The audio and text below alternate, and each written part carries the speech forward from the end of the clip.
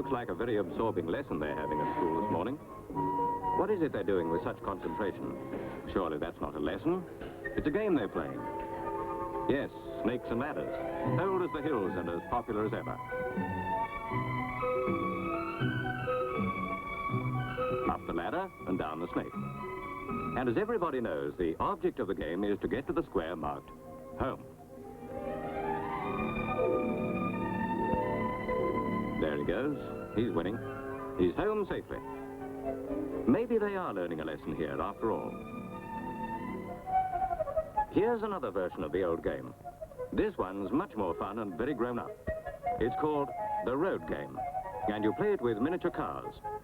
This garden is marked out into roads and turnings with traffic lights and zebra crossings and road signs, just like the real thing.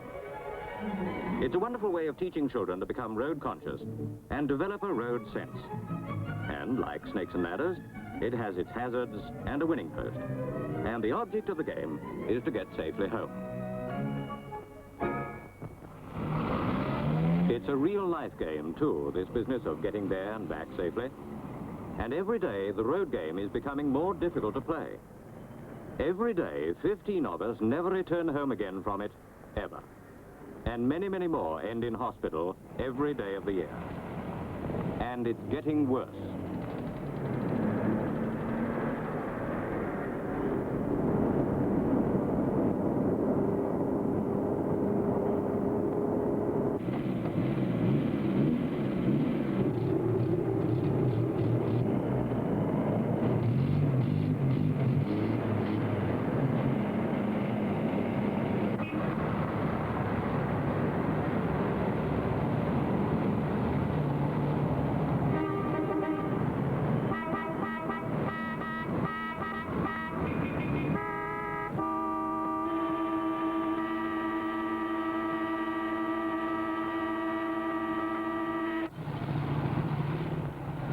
Now, here are some other road users.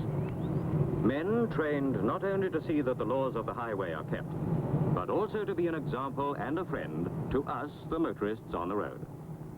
Let's hear what they have to say about it. On the road, you're up against human nature in all its unpredictable forms. So it's up to you to set an example of good driving. Like doing anything really well, you'll get a lot of satisfaction out of it. Now let's take the thousands of motorists who leave home every morning. Don't run away with the idea they're all bad drivers, but each of them should have a good working knowledge of the highway code. But it's the exceptions that we're concerned with, and there are still far too many of them.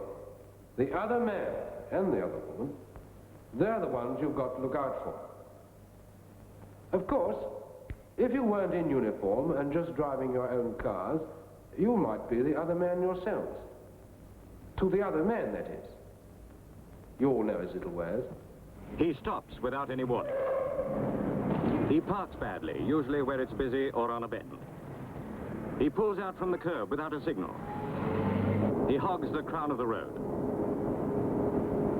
He tries to overtake all the cars on the road and hasn't the power to do it. He covers his rear window with stickers and can't see what's behind him. He reverses straight into oncoming traffic.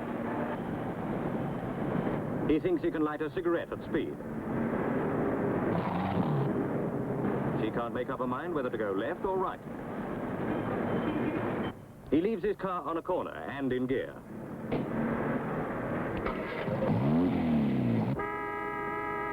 He must overtake, then pulls right across in front of you. He has to show off to his new girlfriend. He has a row at home and takes it out of everyone else on the road.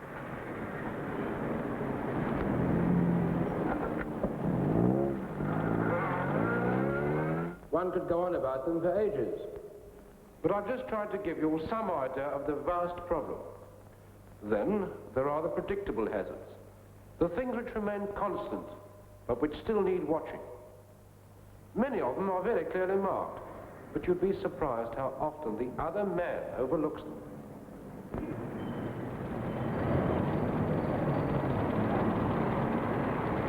Again, there are the unknown quantities. We have to concentrate and watch for these hazards. Sometimes they can be eliminated with proper care and attention. Worn tyres. Obvious, these should have been changed long ago. And tyres at different pressures, causing a dangerous pull on the steering. A badly adjusted driving mirror.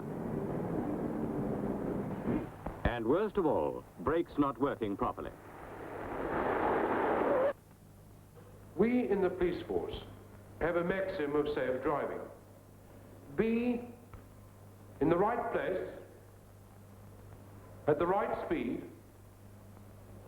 and in the right gear. And the most important rule of all, if you can't see, don't go. Good driving's a lot of fun.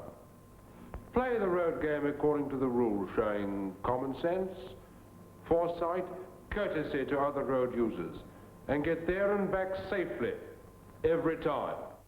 Now, gentlemen, let's go and see how it's done.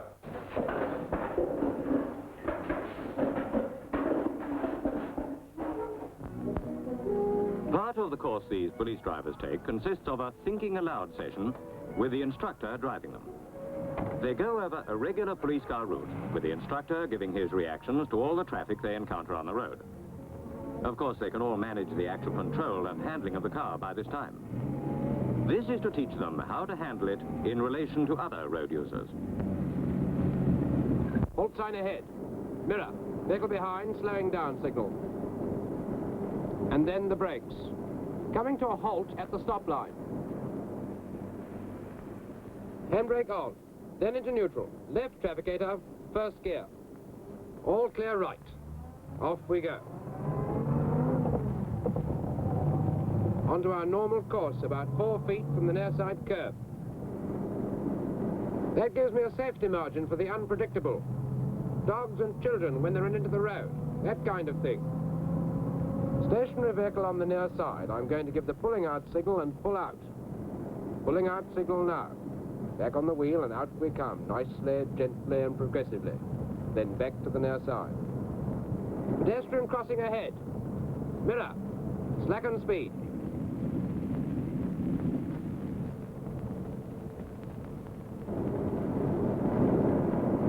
Roundabout ahead. Mirror. Onto course. Put off the accelerator.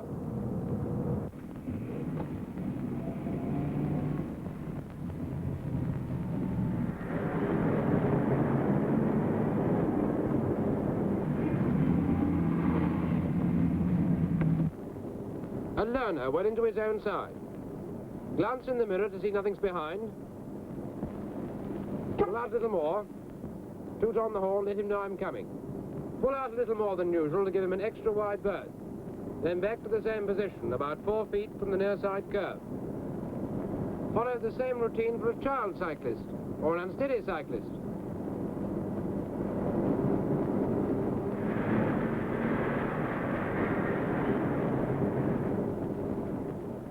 There's a continuous white line down the center of the road.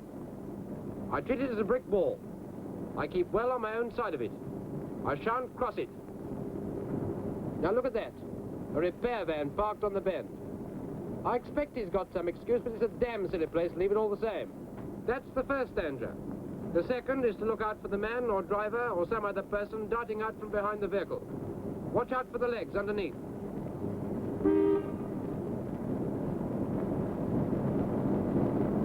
That's a general point to watch in a busy area with respect to cars, buses or trucks. Always look out for the legs underneath. Hello, there's a car ahead waving me on, but I don't trust that. I can't see, so I don't go, just as well as it's turned out.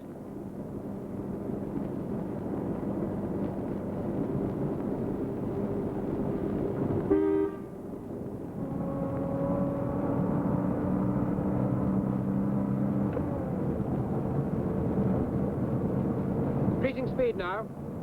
No use thinking 50 yards ahead. You've got to think in hundreds as your speed increases.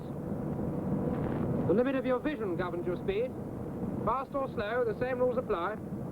Right place, right speed, right gear.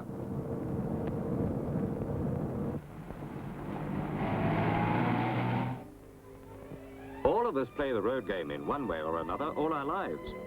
Of course, these children are only learners, but let's be honest. Are the mistakes they make so very different from the mistakes made, not by us, of course, but by the other man? Now, this impatient little driver, no time for anybody.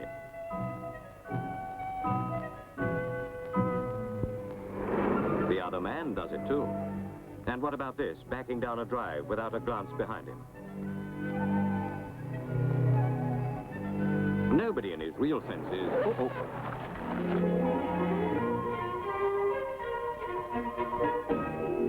Mind that door. An open invitation to trouble. Like this, it's just play. But like this, it could be a child's life lost. Here he comes again, that impatient small driver.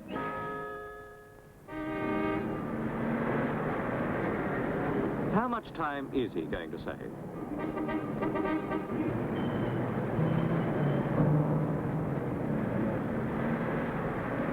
It can be funny when you see it like this. But how many accidents, how many deaths are caused in just these ways? Everywhere you look, you find the other man.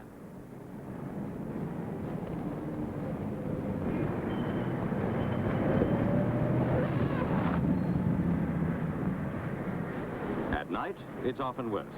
Nerves are frayed after a hard day's work. Tempers are short. Traffic is terrible. Behind every headlight, the other man is lurking.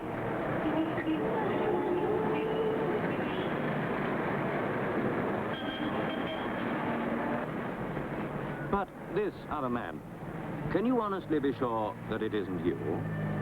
What, me? Yes, you. You are the other man. Stop being him. Watch your driving. Take a pride in it. Obey the highway code and never lose your temper or your manners. Remember to be in the right place, at the right speed, in the right gear. And if you can't see, don't go. And then we'll all get home safely, every time.